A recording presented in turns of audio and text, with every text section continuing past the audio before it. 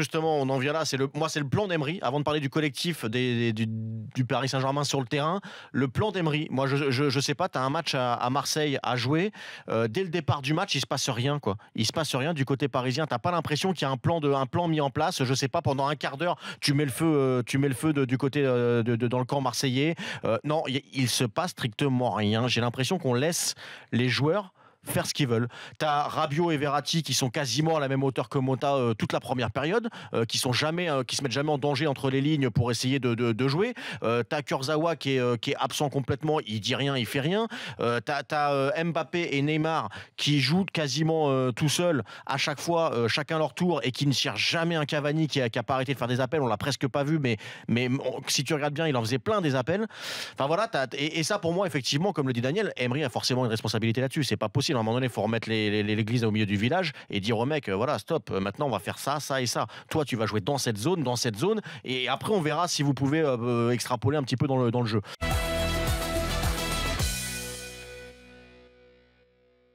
Si aujourd'hui, il n'y a pas quelqu'un au club qui va dire à Neymar, qui va faire en sorte. Alors normalement, c'est à Emery d'y aller. En gros, il faut qu'il se fasse greffer des couilles, Emery.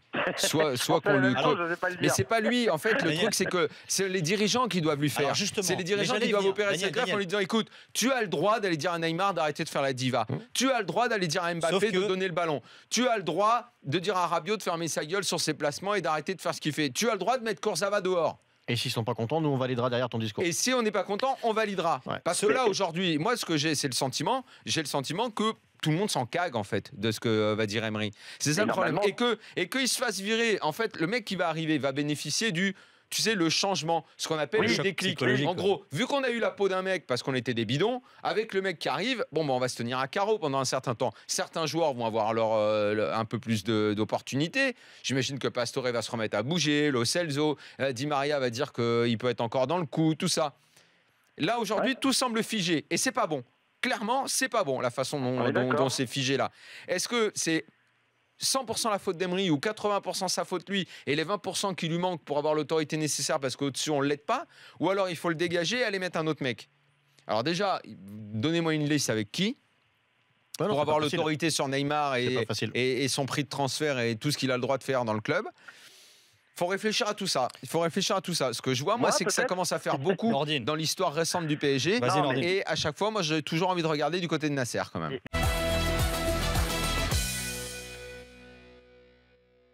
Ceci dit, l'état d'esprit des Marseillais, on l'a vu sur plusieurs matchs quand même. Mais moi, je trouve que de ce côté-là, il y a eu de très gros progrès. Je trouve que c'est très bien. Il y a des joueurs qui sont en train de se détacher. Oui, je le dis depuis le début de la saison, sans Luis Gustavo, l'équipe a beaucoup de mal parce qu'elle perd énormément en équilibre. Mais moi, je pense qu'autour de la défense, parce que je continue de penser que Rami n'est pas la chèvre qu'on nous vend depuis des mois, je pense que ça peut tenir en défense centrale pour notre Ligue 1. Ocampos, encore une fois, dans le combat, est présent. Thauvin... Et une question quand même. Il y a pas mal de choses qui sont assez positives.